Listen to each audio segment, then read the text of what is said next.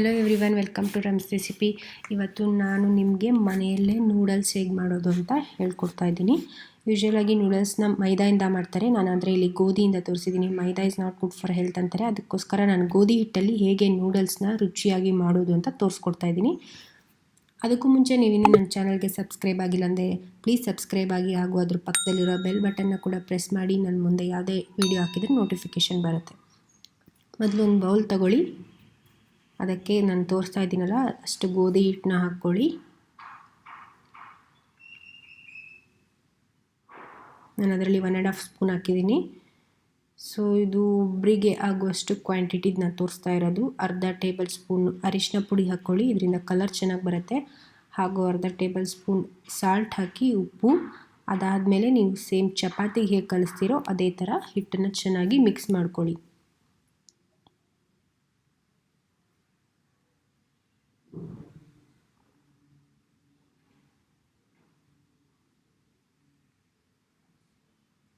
ಇದು ಚೆನ್ನಾಗಿ ಮಿಕ್ಸ್ ಆಗಬೇಕು, ಸೇಮ್ ಚಪಾತಿ ಹಿಟ್ಟಿನ ಹಂತದಲ್ಲೇ ಇರುತ್ತೆ.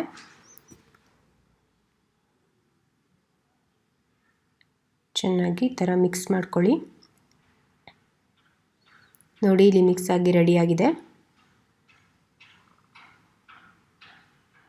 ಅದಕ್ಕೆ ನಾನಿವಾಗ ಸ್ವಲ್ಪ ಆಯಿಲ್ ಹಾಕ್ತಾಯಿದ್ದೀನಿ ಮೇಲ್ಗಡೆ, ಡ್ರೈ ಆಗಬಾರ್ದು ಅಂತ. ಸೊ ಈ ಥರ ಆಯಿಲ್ ಹಾಕಿ ಎಲ್ಲ ಕಡೆ ಸ್ಪ್ರೆಡ್ ಮಾಡಿ, ಫುಲ್ ಮೇಲೆ ಕೆಳಗೆಲ್ಲ ಸ್ಪ್ರೆಡ್ ಮಾಡಿಬಿಟ್ಟು ಇದನ್ನು ಒಂದು 20 ಮಿನಿಟ್ಸು ಹಾಗೆ ಬಿಡಬೇಕು. ಅದು ಆವಾಗ ಚೆನ್ನಾಗಿ ನೆನ್ಕೊಳ್ಳುತ್ತೆ. ಸೊ 20 ಮಿನಿಟ್ಸು ಈ ಥರ ಪ್ಲೇಟ್, ಅದ್ರ ಮೇಲ್ಗಡೆ ಒಂದು ಪ್ಲೇಟ್ ಮುಚ್ಚಿಬಿಟ್ಟು ಹಾಗೆ ಬಿಟ್ಬಿಡಿ. ನೋಡಿ, ಈಗ 20 ಮಿನಿಟ್ಸ್ ಆಗಿದೆ. 20 ನಿಮಿಷ ಆದಮೇಲೆ ನೀವು ತೆಗೆದ್ರೆ ಈ ಥರ ಸಾಫ್ಟಾಗಿ ಬಂದಿರುತ್ತೆ ಅದು. ನೋಡಿ, ಈ ಥರ ಕೈ ಹೀಗೆ ಪ್ರೆಸ್ ಮಾಡಿದ್ರೆ ಎಷ್ಟು ಸಾಫ್ಟಾಗಿ ಹೋಗ್ತಾ ಇದೆ ಅಂತ, ಈ ಥರ ಹದದಲ್ಲಿ ಇರಬೇಕು. ಇವಾಗ ಇನ್ನೊಂದು ಸಲ ನೀವು ಮಿಕ್ಸ್ ಮಾಡ್ಕೊಳ್ಳಿ ಚೆನ್ನಾಗಿ. ನೋಡಿ, ಒಂದು 8ರಿಂದ 10 ಸಲ ಈ ಥರ ಫೋಲ್ಡ್ ಮಾಡಿಬಿಟ್ಟು ಅದನ್ನ ಮಿಕ್ಸ್ ಮಾಡ್ಕೊಳ್ಳಿ.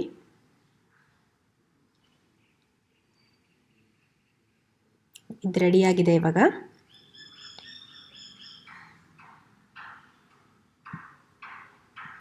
ಇವಾಗ ಇದಕ್ಕೆ ಚಕ್ಲಿ ಪ್ರೆಸ್ ಅಂತ ಕರಿತೀವಲ್ಲ ಅದು ಬೇಕು. ನೋಡಿ, ಈ ಥರ ಹೋಲ್ ಇರೋದನ್ನ ತಗೊಳ್ಳಿ.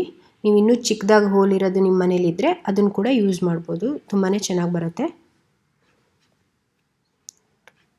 ಸೇಮ್ ನೀವು ಚಕ್ಲಿ ಮಾಡಬೇಕಾದ್ರೆ ಹೇಗೆ ಎಲ್ಲ ಫಿಕ್ಸ್ ಮಾಡಿಕೊಂಡು ಹಿಟ್ಟೆಲ್ಲ ತುಂಬ್ಕೊತಿರೋ ಅದೇ ಥರ ಪ್ರೊಸೀಜರು, ಸೇಮ್ ಅದೇ ಥರ ತುಂಬ್ಕೊಬೇಕು. ಅದಕ್ಕೂ ಮುಂಚೆ ಸ್ವಲ್ಪ ನಾನು ಆಯಿಲ್ ಹಾಕ್ಕೊಂಡಿದ್ದೀನಿ ಒಳಗಡೆ, ಅದೆಲ್ಲೂ ಅಂಟ್ಕೊಬಾರ್ದು ಅಂತ. ಇಲ್ಲೆಲ್ಲ ಕಡೆನೂ ಆಯಿಲ್ ಸ್ಪ್ರೆಡ್ ಮಾಡ್ಕೊಂಡಿದ್ದೀನಿ. ಸೊ ಇದಿಷ್ಟು ಹಿಟ್ಟನ್ನು ನಾನು ಒಂದೇ ಸಲ ಇವಾಗ ಹಾಕ್ತಾಯಿದ್ದೀನಿ. ಈ ಥರ ರೋಲ್ ಮಾಡಿಬಿಟ್ಟು ಅದರೊಳಗೆ ತುಂಬ್ಕೊಬೇಕು.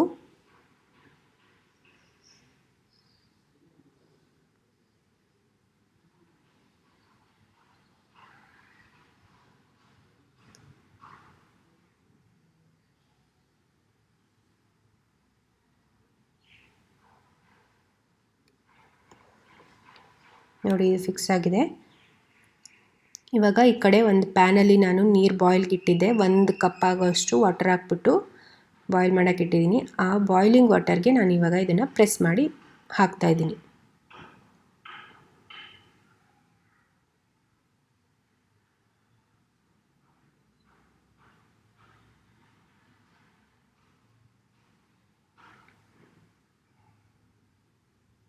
ಇದನ್ನು ವಾಟರ್ ಒಳಗೆ ಈ ಥರ ಹಾಕಬೇಕು.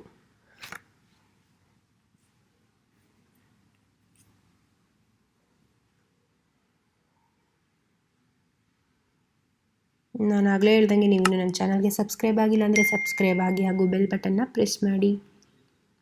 ಇವಾಗ ನೋಡಿ, ಇದಾಗಿದೆ. ನಾನು ಎಡ್ಜಲ್ಲಿರೋದನ್ನ ಈ ಥರ ಚಾಕು ತಗೊಂಡು ಕಟ್ ಮಾಡ್ಕೊಂಡಿದ್ದೀನಿ.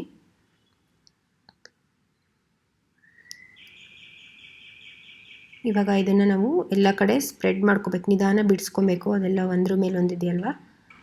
ಸೊ ಈ ಥರ ಪ್ಯಾನ್ನ ಅಲ್ಲಾಡಿಸ್ಬಿಟ್ಟು ಬಿಡಿಸ್ಕೊತಾ ಇದ್ದೀನಿ. ಕೇರ್ಫುಲ್ಲಾಗಿ ಬಿಡಿಸ್ಕೊಬೇಕು, ಇಲ್ಲಾಂದರೆ ಅದು ಕಟ್ಟಾಗ್ಬಿಡುತ್ತೆ.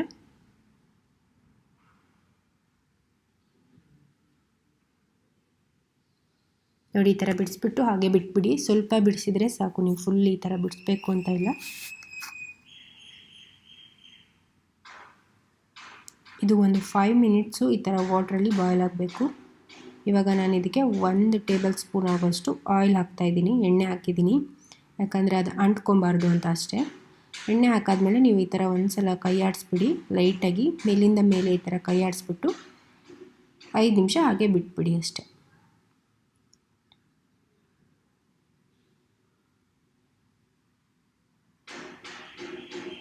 ನೋಡಿ 5 ನಿಮಿಷ ಆದಮೇಲೆ ಈ ಥರ ಚೆನ್ನಾಗಿ ಬಾಯ್ಲ್ ಆದಮೇಲೆ ಅದು ಬೆಂದಿರುತ್ತೆ ಚೆನ್ನಾಗಿ. ಅದು ಚೆನ್ನಾಗಿ ಕುಕ್ ಆದಮೇಲೆ 5 ಮಿನಿಟ್ಸ್ಗೆ ಆಫ್ ಮಾಡಿಬಿಡಿ ಗ್ಯಾಸ್ನ. ಇವಾಗ ಇದರಲ್ಲಿ ವಾಟರ್ ಇದೆಯಲ್ಲ ಅದೆಲ್ಲ ರಿನ್ಸ್ ಮಾಡ್ಕೊಬೇಕು. ಈ ಥರ ತಗೊಂಡ್ಬಿಟ್ಟು ನೀರೆಲ್ಲ ಹೋಗೋ ಥರ ರಿನ್ಸ್ ಮಾಡ್ಕೊಳ್ಳಿ.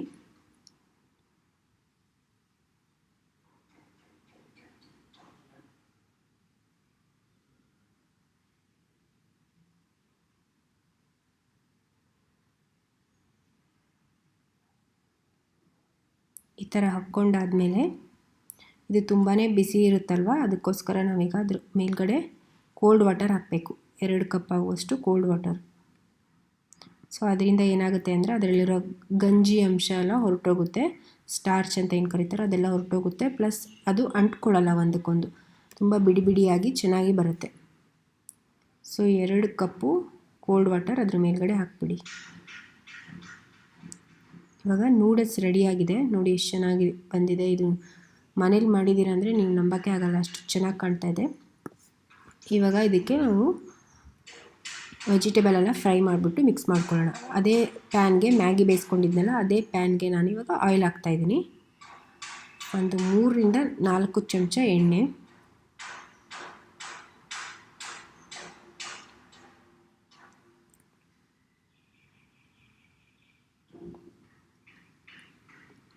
ಇದಕ್ಕೆ ನಾನೀಗ ಒಂದೊಂದೇ ವೆಜಿಟೇಬಲ್ಸ್ನ ಹಾಕಿ ಫ್ರೈ ಮಾಡ್ಕೊತಾ ಇದ್ದೀನಿ. ನಾನಿಲ್ಲಿ ಆನಿಯನ್ ತೊಗೊಂಡಿದ್ದೀನಿ, 1 ಆನಿಯನ್ನು, ಆಮೇಲೆ ಕ್ಯಾಪ್ಸಿಕಮ್ಮು, ಆಮೇಲೆ ಕ್ಯಾರೆಟು, ಆಮೇಲೆ ಕ್ಯಾಬೇಜ್, ಇದು 4 ಐಟಮ್ಸ್ ತೊಗೊಂಡಿದ್ದೀನಿ. ನಿಮಗೆ ಯಾವುದಾದ್ರೂ ಇಷ್ಟ ಆಗಿ ಎಕ್ಸ್ಟ್ರಾ ಹಾಕ್ಕೊಬೇಕು ಅನಿಸಿದ್ರೆ ಹಾಕ್ಕೊಬೋದು. ನೋಡಿ 1 ಮೀಡಿಯಮ್ ಸೈಜ್ ಆನಿಯನ್ ತೊಗೊಂಡಿದ್ದೀನಿ, ಅದನ್ನು ಫ್ರೈ ಮಾಡ್ತಾಯಿದ್ದೀನಿ. ಇದು ಜಾಸ್ತಿ ಫ್ರೈ ಆಗೋದೇನು ಬೇಡ, ಸ್ವಲ್ಪ ಅದು ಫ್ರೈ ಆದರೆ ಸಾಕಾಗುತ್ತೆ. ಇದಾದಮೇಲೆ ಎಲ್ಲ 1 ಬೈ 1 ಮಿಕ್ಸ್ ಮಾಡ್ಕೊಂಬಿಡೋಣ. ಇದು ಗ್ರೀನ್ ಕ್ಯಾಪ್ಸಿಕಮ್ಮು, ಇದು ರೆಡ್ ಕ್ಯಾಪ್ಸಿಕಮ್ಮು, ಇವೆಲ್ಲ ಆಪ್ಷನಲ್ಲು. ನೀವು ಕ್ಯಾಪ್ಸಿಕಮ್ ಗ್ರೀನ್ ಒಂದಿದ್ರೆ ಹಾಕ್ಕೊಂಡ್ರೂ ಆಗುತ್ತೆ. ಇದು ಯೆಲ್ಲೋ ಕ್ಯಾಪ್ಸಿಕಮ್ಮು, ಒಂದು ಸ್ವಲ್ಪ ಕಲರ್ಫುಲ್ ಆಗಿರಲಿ ಅಂತ ಹಾಕ್ಕೊಂಡಿದ್ದೀನಿ. ಇದು ಕ್ಯಾರೆಟು. ಈ ಥರ ಎಲ್ಲದನ್ನೂ ಚಿಕ್ಕದಾಗಿ ತೆಳು ಕಟ್ ಮಾಡ್ಕೊಂಡು ಹಾಕ್ಕೊಂಡ್ರೆ ತುಂಬ ಚೆನ್ನಾಗಿರುತ್ತೆ. ಇದು ಕ್ಯಾಬೇಜು, ಇದನ್ನು ನಾನು ಕಟ್ ಮಾಡಿಬಿಟ್ಟು ಸಾಲ್ಟ್ ವಾಟರಲ್ಲಿ ಸ್ವಲ್ಪ ಹೊತ್ತು ನೆನೆಸಿಟ್ಬಿಟ್ಟು ಚೆನ್ನಾಗಿ ತೊಳ್ಕೊಂಡು ವಾಶ್ ಮಾಡಿ ಇಟ್ಕೊಂಡಿರೋದು. 1 ಕಪ್ ಅಲ್ಲ, ಅರ್ಧ ಕಪ್ ಇದೆ ಅಷ್ಟೇ. ಅದನ್ನು ಚಿಕ್ಕ ಉದ್ದ ಕಟ್ ಮಾಡ್ಕೊಂಡಿದ್ದೀನಿ, ಅದನ್ನ ಆ್ಯಡ್ ಮಾಡ್ಕೊಳ್ಳಿ.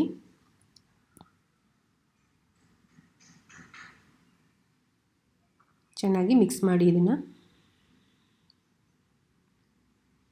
ಇವಾಗ ಸ್ವಲ್ಪ ಬೇಗ ಬೇಯಲಿ ಅನ್ನೋದಕ್ಕೋಸ್ಕರ ಸ್ವಲ್ಪ ಸಾಲ್ಟ್ ಆ್ಯಡ್ ಮಾಡ್ತಾಯಿದ್ದೀನಿ, 1/4 ಟೇಬಲ್ ಸ್ಪೂನಷ್ಟು ಸಾಲ್ಟು. ಈಗ ಸಾಲ್ಟನ್ನು ನೀವು ಸ್ವಲ್ಪ ನೋಡ್ಕೊಂಡು ಹಾಕ್ಕೊಬೇಕಿಲ್ಲಿ, ಯಾಕಂದರೆ ನೀವು ಹಿಟ್ಟು ಕಲಿಸ್ಬೇಕಾದ್ರೆ ಹಿಟ್ಟಿಗೂ ಹಾಕ್ಕೊಂಡಿರ್ತೀರ. ಸೊ ನೂಡಲ್ಸಲ್ಲೂ ಸ್ವಲ್ಪ ಸಾಲ್ಟ್ನೆಸ್ ಇರುತ್ತೆ. ಇಲ್ಲೂ ನೀವು ಸಾಲ್ಟ್ ಜಾಸ್ತಿ ಹಾಕ್ಬಿಟ್ರೆ ಅದು ಉಪ್ಪು ಜಾಸ್ತಿ ಆಗಿಬಿಡುತ್ತೆ. ಸೊ ನೋಡಿಕೊಂಡು ಸಾಲ್ಟನ್ನ ಆ್ಯಡ್ ಮಾಡ್ಕೊಳ್ಳಿ. ಈ ಥರ ಚೆನ್ನಾಗಿ ಫ್ರೈ ಆಗಬೇಕದು, ಚೆನ್ನಾಗಿ ಫ್ರೈ ಆಗಬೇಕು. ತುಂಬ ಓವರ್ ಕುಕ್ಕು ಆಗಬಾರ್ದು, ಅದು ಕ್ರಿಸ್ಪಿನೆಸ್ ಆಗೇ ಇರಬೇಕು ಕ್ಯಾಪ್ಸಿಕಮ್ಮು ಆನಿಯನ್ದೆಲ್ಲ. ಇವಾಗ ನೋಡಿ 1 ಟೇಬಲ್ ಸ್ಪೂನ್ ಚಿಲ್ಲಿ ಪೇಸ್ಟ್ ಹಾಕಿದ್ದೀನಿ ನಾನು,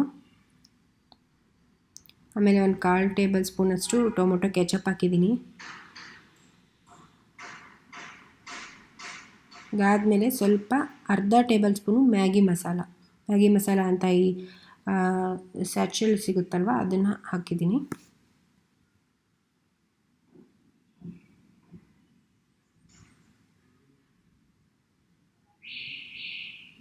ಸೊ ಚೆನ್ನಾಗಿ ಮಿಕ್ಸ್ ಮಾಡ್ಕೊಳ್ಳಿ. ಇವಾಗ ನಾನು ನೂಡಲ್ಸ್ನ ಹಾಕ್ತಾಯಿದ್ದೀನಿ.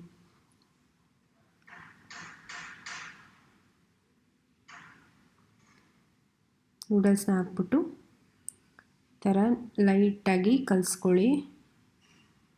ತುಂಬ ಜಾಸ್ತಿ ಪ್ರೆಸ್ ಮಾಡಿ ತಿರುಗಿಸೋದಾಗಲಿ ಮಿಕ್ಸ್ ಮಾಡೋದಾಗಲಿ ಮಾಡಬೇಡಿ. ಮೇಲಿಂದ ಮೇಲೆ ಲೈಟಾಗಿ ಇದನ್ನು ಮಿಕ್ಸ್ ಮಾಡ್ಕೊಬೇಕು.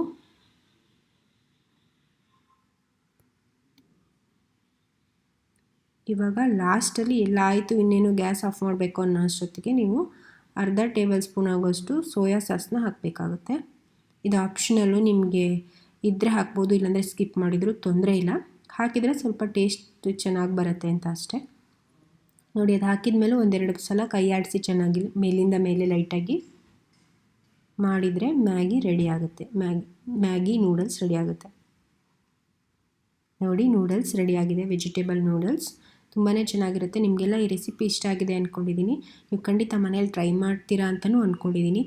ಈ ರೆಸಿಪಿ ನಿಮಗೆ ಇಷ್ಟ ಆಗಿದ್ದರೆ ಖಂಡಿತ ನಿಮ್ಮ ಫ್ರೆಂಡ್ಸ್ ಜೊತೆಗೆ ಶೇರ್ ಮಾಡಿ, ಲೈಕ್ ಮಾಡಿ, ಹಾಗೂ ನೀವು ಮನೇಲಿ ಟ್ರೈ ಮಾಡಿ ಆದಮೇಲೆ ಕಮೆಂಟ್ ಮುಖಾಂತರ ನಿಮ್ಮ ಫೀಡ್ಬ್ಯಾಕ್ನ ನನಗೆ ತಿಳಿಸಿ. ನಾನು ಮತ್ತೆ ಇನ್ನೊಂದು ಹೊಸ ಡಿಫ್ರೆಂಟ್ ರೆಸಿಪಿಯೊಂದಿಗೆ ನಿಮಗೆ ಸಿಗ್ತೀನಿ. ಅಲ್ಲಿವರೆಗೆ ಬಾಯ್, ಟೇಕ್ ಕೇರ್.